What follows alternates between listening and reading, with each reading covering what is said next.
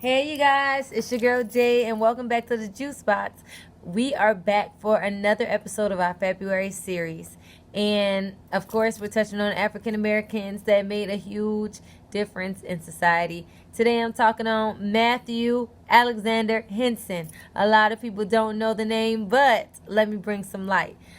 I went to 4 different elementary schools when I was younger, and one of them was Matthew A. Henson Elementary. So he was the first man to step foot on the North Pole. That's amazing. An explorer.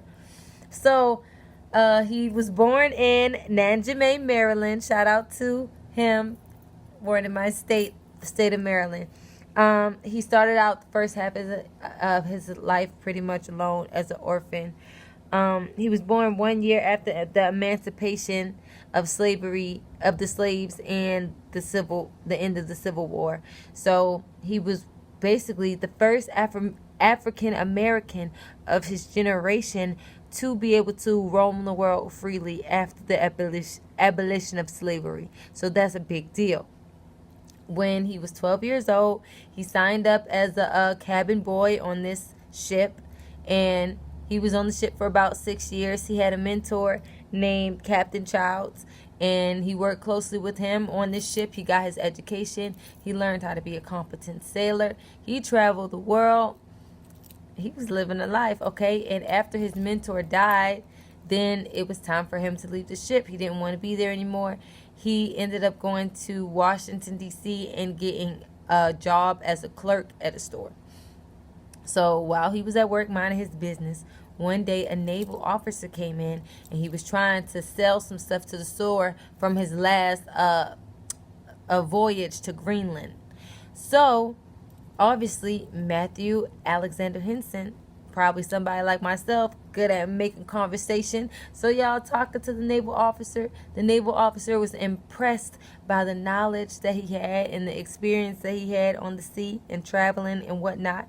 So he practically offered him a job as his assistant the same day. So the naval officer, his name was, it's very important. His name was Robert Peary. Okay, so Robert Peary and Matthew Henson basically ended up getting in a very close relationship. Henson was his assistant on several voyages, and they spent 2 years traveling the world together, through different rainforests. But in 1891, the two companions, they began an 18-year partnership of Arctic exploration that included the complete mapping of the Greenland ice cap. So they were given this assignment, and after bonding for 2 years in the rainforest, traveling many other places and doing assignments together, they were offered this job to work together for 18 years in the Arctic. Okay, so this is a huge job that these men had to do.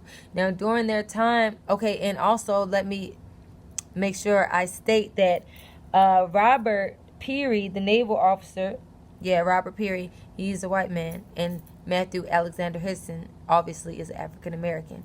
So during these voyages that they would go on, Robert Peary would obviously be the face of the expedition, and Henson will only be seen as the assistant or as the helper. But in reality, it was like Henson was very in tune with the natives, and he really studied. He was fluent in Inuit language. I guess Inuit are the type of people that are over there in the North Pole. So Matthew Henson was very fluent in their language. They called him Matthew the Kind One. So they really liked him. He was a great hunter. He was great with dealing with the dogs and training the dogs. Like, the man was very enlightened, pretty much. So during their voyages working together, they discovered the Great Islands, northernmost terminus. That's something you guys have to look up, where those islands are specifically, but we know that they're in the Arctic. Okay, they recovered 3 enormous meteor fragments and sold them to the American Museum of Natural History in New York for $40,000. So that's a big deal. So obviously they were working very closely together. They were good friends. And several times they almost reached the North Pole, but they didn't make it all the way. Basically, they took one final big trip together to the North Pole, right? They were offered because during the 18-year journey, I guess each time that they tried to make it, they didn't make it the whole way. So basically, bottom line, at the end of the 18 years, they were offered one more trip. Like, oh, are we actually going to make it this time? So they gathered up a whole sled of dogs and people and supplies, and they went out on the road to take this trip to the North Pole. Now, one by one, all the people that they had on the trip with them ended up turning around and going back. So at the end, it was just a few of them left on the trip. Of course, it was Robert, it was Matthew Henson, and it was a few others on the trip. So they were really close to reaching the North Pole, and each day they were excited that they were getting closer and closer. And yes, I'm going to skip right to it. They ended up getting there. Each day when they were getting closer and closer, Matthew Henson was in the front, miles and miles ahead of the commander. So he always took the lead in each voyage because I guess naturally he was a leader. So bottom line, his were the first footprints on the North Pole. Now it's crazy at the end of the voyage that in the beginning they were so close friends. It was just such a great thing. But then Robert Peary started acting cold-hearted toward Matthew Henson after it was stated that, and it was proven that Matthew Henson's footprints were there first. So he kind of started treating Matthew Henson a little cold-hearted. And Matthew has stated in a letter, actually in his book, that it kind of hurt his feelings a little bit because they were actually companions. They did these journeys together. Matthew Alexander Henson published his autobiography in 1912. It's called Negro at the North Pole, so we can kind of get his side of the story. But back in those days, also, the reporters, there were a lot of speculators that were coming up with things saying that they really didn't reach the North Pole, people trying to tear them down. And if the men, it was like the world was trying to tear the men apart because, for one, they went on these voyages together even though they were black and white. And even though Peary was a little upset that Matthew Henson reached the North Pole first, he shouldn't have let that separate the two individuals. He shouldn't have let his attitude separate them in that aspect. So now when the world is coming at them and targeting them, saying that, hey, you guys probably didn't even really go to the North Pole, Peary, the only one that really could have backed Peary up was Matthew Henson. But they weren't even speaking. So, they just had to kind of let the world believe whatever they wanted to believe at that point in time. So that was kind of crazy. And another crazy thing is Robert Peary went on to travel the world, and he was honored as this big person since he was the front face of the expedition. So he was honored. He traveled the world until he died. But Matthew Henson, right after the voyage, he ended up getting a job as a clerk. It's like a regular old job, and he really didn't get the recognition he deserved.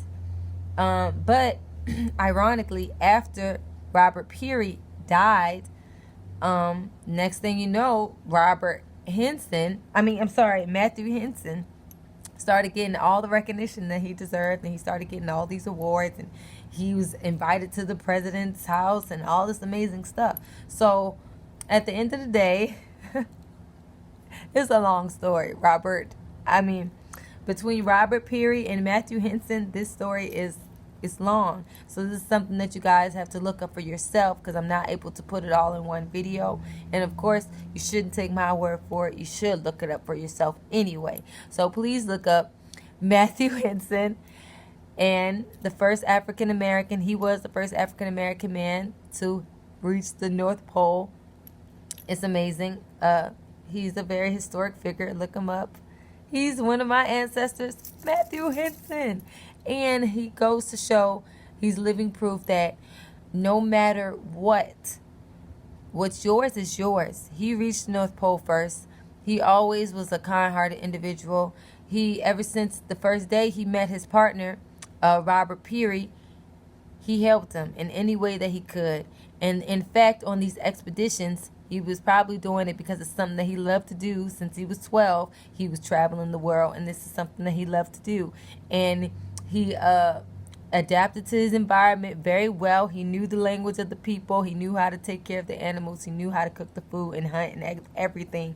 And he relied solely on the Most High, his God, and his God-given talents in order to create whatever he was here to do. And then once he did it, even though he didn't get the recognition, he didn't lash back out at the people. He didn't get upset. He played his role. And then when it was time, he still got the recognition that he rightfully deserved. In the end, you always get what you deserve, because what's yours is yours and no one can take it. Thank you, Matthew Alexander Henson, for blessing us with your existence. Happy February.